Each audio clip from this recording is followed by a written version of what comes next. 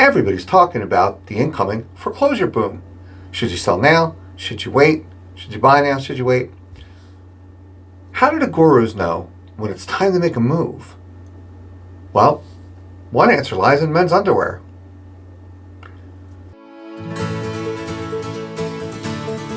Former Federal Reserve Chairman Alan Greenspan had a keen interest in men's underwear. Not because he was weird. He may have been weird, I don't know. But he saw it as an economic predictor. Men's underwear is the most private of men's clothing because no one sees it except for guys in the locker room and your wife.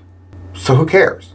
So the men's underwear index, no kidding, it's a real thing, saw a significant drop in sales from 2007 to 2009.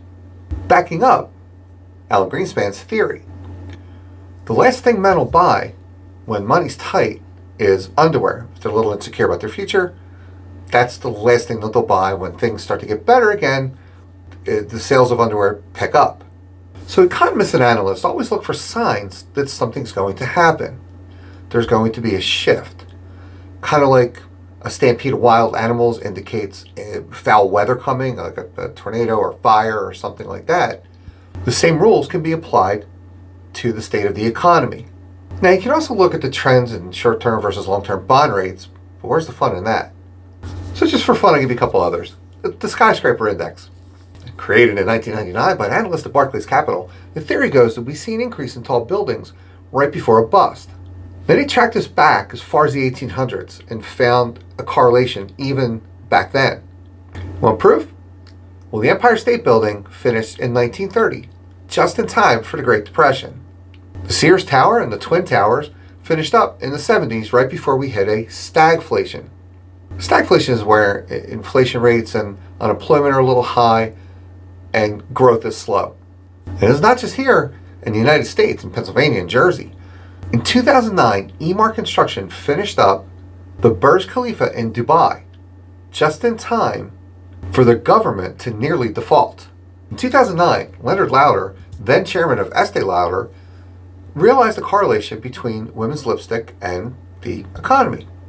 He noticed the purchase of cosmetics, lipstick in particular, tend to run opposite the economy. The economy starts getting bad, lipstick sales start going up. Why? Because women will replace more expensive purchases with small pick-me-ups. In 2001, lipstick sales increased by 11%. And during the Great Depression, 25%. 2009, then chairman of Estee Lauder, Fabrizio Freda, replaced using lipstick as an indicator with using moisturizers, face creams. Now, just like everything else, COVID made a change in that. More skincare as customers donned masks to work from home.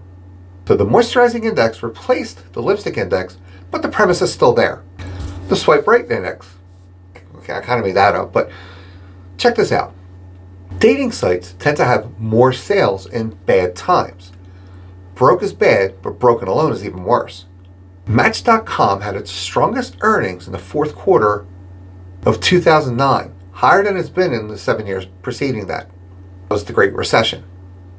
It went up 141% between March of 2020 and March of 2021. Bumble, it's another one, I've never even heard of that one, had a 25% growth in stock based on an analyst upgrade because the company reported stronger than expected earnings in the fourth quarter. So let's get back to real estate and bring that all home. What does that mean for you? All indicators say that we're heading into something. But what that something is, everybody differs in opinion on. Some say a crash in 12 months. Some say a shift in 2024. But I will tell you one thing. Inventory is about half what it normally is, if that much. And it's 30% lower than it was last year at this time. So even though prices may or may not go down, when the market does shift and there's more houses on the market, buyers will get pickier. So if your life indicates you should move now, by all means, move now. And if you're thinking about selling a house and you want a little bit of help getting it ready, I have a handy checklist. Just look in the comments below. It's free, no charge. Always happy to help. Hey, thanks for watching, and if you can, please subscribe.